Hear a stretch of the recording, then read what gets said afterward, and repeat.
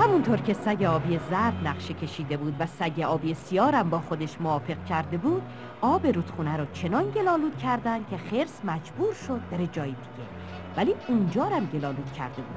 خب حالا باید صبر کرد تا پایان ماجرا رو دید. موشی، موش قرمزه. سلام خرگوش، شسو ببین زودی اینجا چیکار میکنی؟ گوش کن موشی، اوضاع خیلی خراب شده.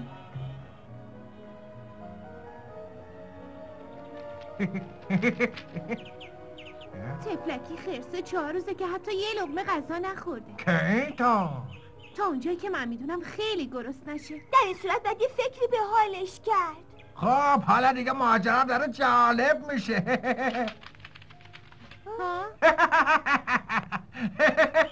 قضیه داره جالب میشه.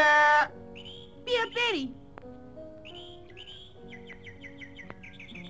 موشی بیا دیگه. اومدم. عجله کن موشی، بدو.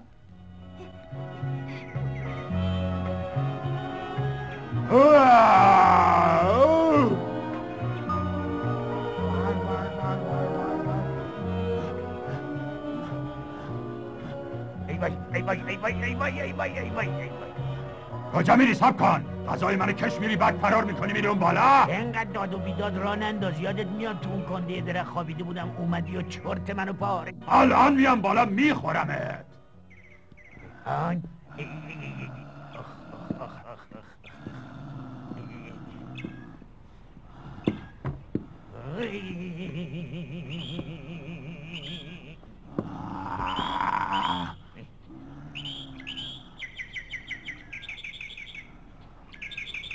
انقدر گشنمه که رود کوچیکم رود بزرگم رو میخوره. قسم میخورم که من این کار رو نکردم، باور کن.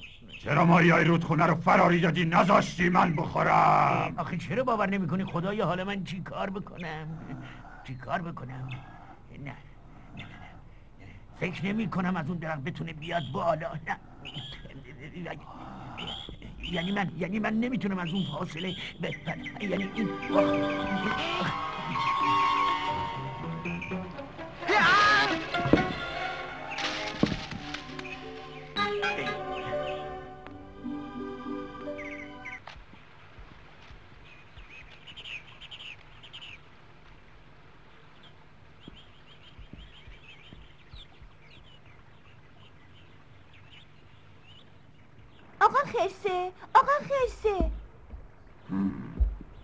آقا خرسه سلام، من دوست تو هم موش قرمزه.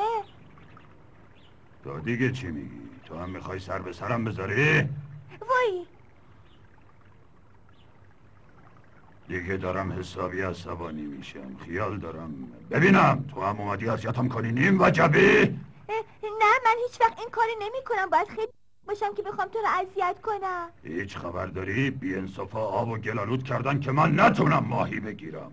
نمیدونم چرا ساکنان اینجا مرتب منو اذیت میکنن.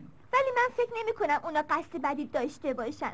فقط با شما شوخی میکنم. من از شوخی و اینطور چیزا هیچ خوشم نمیاد. الانم اینقدر گشنمه که نمیدونم چی کار کنم. من واقعا خیلی متاسفم آقا خرسه. این سگ آبی و سگ سیاه فکر میکنن که رودخونه با تمام ماهیاش مال اوناست. همه رو میخورن.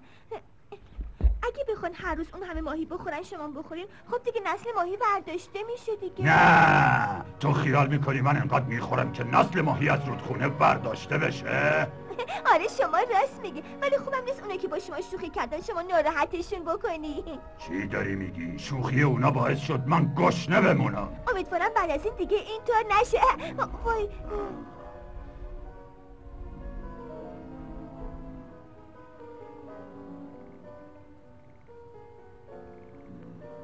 من باهات دوستم نترس. نه نمیترسم. تو خیلی شجاعی. امیدوارم برای هم دوستای خوبی باشیم. پاتو بذار اینجا، یواش یواش برو بالا، بشین رو دوشم. میبینین؟ آقا خرسه و موش قرمزه خیلی با هم دیگه دوست شدن. آقا خرسه که خیلی گرسنش شده بود موش قرمزه رو از رو دوشش پیاده کرد و رفت طرف رودخونه.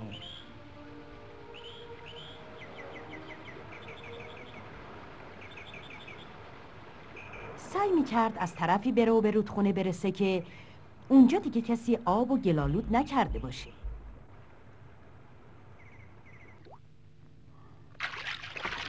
سگ زرد آبی در حالی که غرق در افکار خودش بود رفت خونش و به کارایی که کرده بود فکر میکرد. فکر میکرد آیا حرفای وزغ تا چه اندازه درسته. بالاخره به این نتیجه رسید که ماهیای توی برکه اونقدر زیاده که همه میتونن از اون استفاده کنن. پس آیا بهتر نیست که دشمنی با آقا خرسه رو تبدیل به دوستی بکنه؟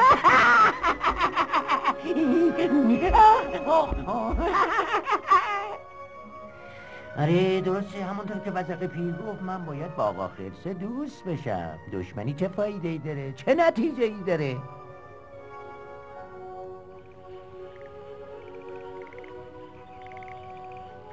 موشی؟ اون که میاد سگ آبی زرد نیست؟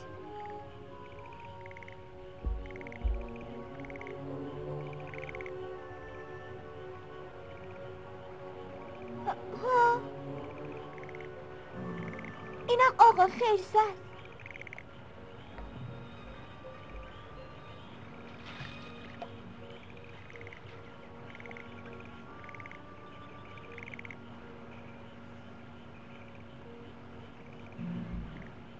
چی؟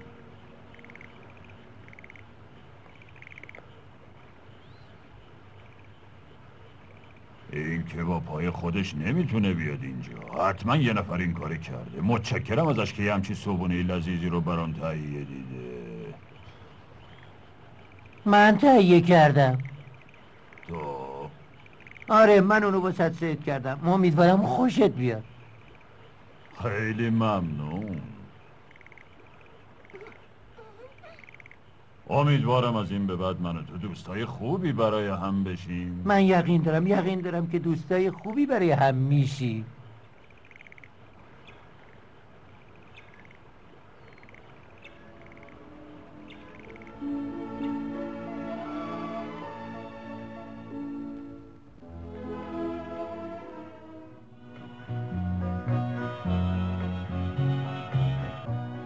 تپه سپیدار در جنگل سبز. خرگوشه یه چیز ترسناک اونجا دیده بود.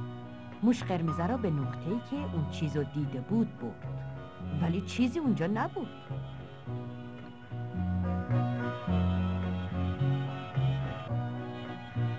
روباه هم دنبالش رفت، ولی آخر سر از ترس فرار کرد. اون چی میتونست باشه؟